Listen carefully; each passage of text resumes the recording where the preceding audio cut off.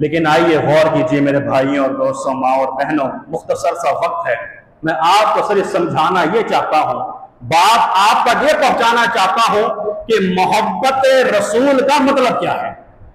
تعظیم رسول کا مطلب کیا ہے، ادب رسول کا مطلب کیا ہے، تکریم رسول کا مطلب کیا ہے،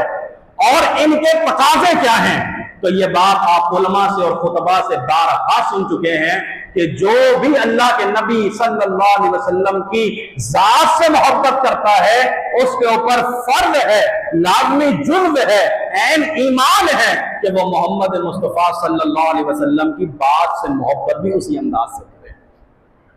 دو رنگی نہیں ہو، دو رنگ ذات سے محبت میں بہت زیادہ آگے، بہت زیادہ آگے، بہت زیادہ آگے، لیکن جب نبی رحمت صلی اللہ علیہ وسلم کی بات آ جائے، پیغمبر کا قول آ جائے، پیغمبر کا فعل آ جائے، پیغمبر کی حدیث آ جائے، پیغمبر کی سنت آ جائے، تو آئیں بائیں شائیں کرنے لگے اور گفتگو کو نہ مانے، سر تسلیم خم نہ کرے، تو فلا وربک لا یؤمنون حتی یحکموک فیما شجر بینہم، تم مسلمان نہیں ہو سکتے، تم مسلمان نہیں ہو سکتے جب تک کہ اپنے باہمی اختلافات اور معاملات میں فیصل محمد مصطفیٰ صلی اللہ علیہ وآلہ وسلم کو تسلیم نہ کر لو۔ تو میرے بھائیوں اور دوستوں، محبت رسول کا تقاضا یہ ہے کہ آپ نبی رحمت صلی اللہ علیہ وسلم کی بات پہ بھی اسی طرح لبیک کہیں جس طرح لبیک کہنے کا حق ہے، اسی طرح اللہ کے پیغمبر کی اطاعت کریں کہ جس طرح اطاعت کرنا ہمارے اوپر واجب ہے، اور وہ واجب کس انداز سے ہے کہ قل اطیعوا اللہ والرسول، ان سے کہہ دیجئے کہ اللہ کی اطاعت کیجئے، اس کے رسول کی اطاعت کیجئے، فإن تولوا، اور ان کی اطاعت نہ کر کے، ان کی نافرمانی کر کے، ان سے روگردانی کر کے اگر تم اپنی زندگی کو آگے بڑھاؤ گے تو یاد رکھو اللہ رب العالمین کافروں کو اپنا دوست نہیں رکھتا ہے۔ یہ واضح آیات ہیں، یہ واضح براہین ہیں، یہ واضح دلائل ہیں۔ میں آپ کے سامنے یہ درد دل رکھنا چاہتا ہوں میرے بھائیوں اور دوستوں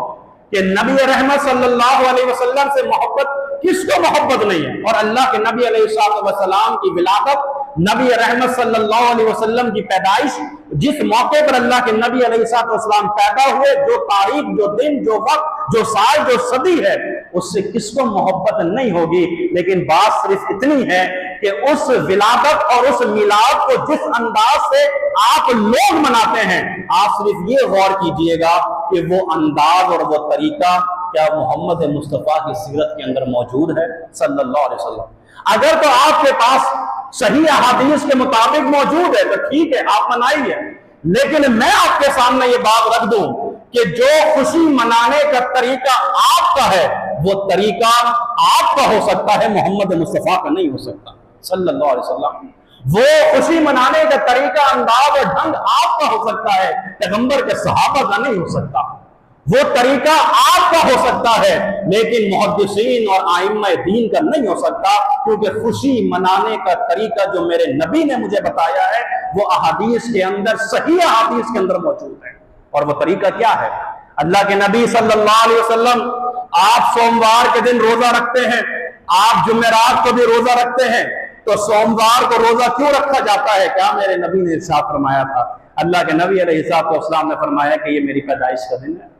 یہ میری پیدائش کا دن ہے، یا آپ اس کو یوں کہہ لیں کہ یہ میرے میلاد کا دن ہے، یہ میری ولادت کا دن ہے۔ تو میلاد منانے کا طریقہ، پیدائش کی خوشی منانے کا طریقہ وہی ہوگا جو محمد مصطفیٰ صلی اللہ علیہ وسلم سے ثابت شدہ ہوگا۔